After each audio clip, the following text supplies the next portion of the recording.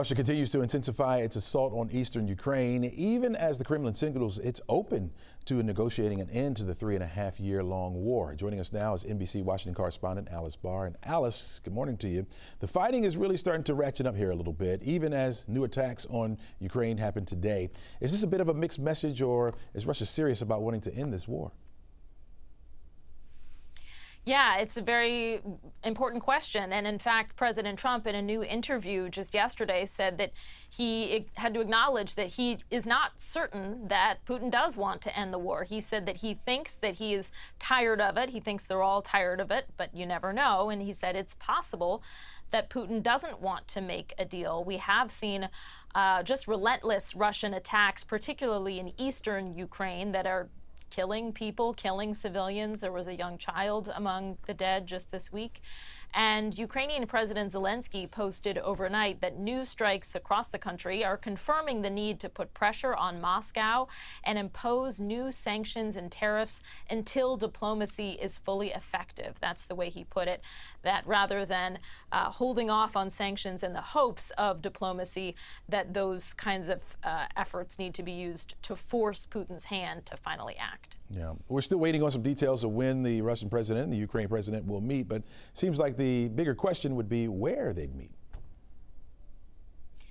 It's not such a straightforward question, given that Putin, Russian President Vladimir Putin, faces arrest for war crime charges in many countries around the world that are party to the International Criminal Court, where those charges have been brought.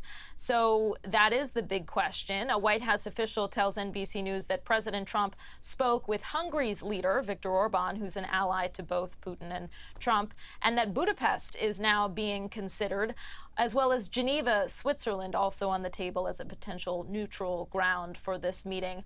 Russia has yet to publicly confirm that Putin will even meet with Zelensky, though the White House says that he has agreed to. So that would be, certainly a very big step forward if those two men, Putin and Zelensky, can sit down. And then President Trump has said that he would likely have a third summit that he would join, that he hopes would be able to bring a conclusion to the war. Yeah, President Trump is already ruling out sending American troops in there to force a truce.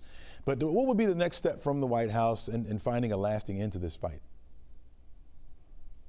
Yeah, he has said that he's not going to put any U.S. troops on the ground, boots on the ground in Ukraine to join what would be an anticipated European peacekeeping force, but he did not rule out military support from the air and has committed to providing security guarantees for Ukraine's future to deter a future Russian attack after hopefully this war finally winds down. So exactly what that would look like is not clear, but military support from the air is among the possibilities. And Russia has said any peacekeeping effort that includes NATO members on the ground in Ukraine would be unacceptable. That may also mean in the air. So there's a serious question about whether Europe or the U.S. can do this idea of having troops there. President Trump has also ruled out NATO membership for Ukraine, and there is a meeting today between U.S. and NATO military officials talking about this question of security guarantees. All right, Alice, really appreciate your insight. Thanks so much.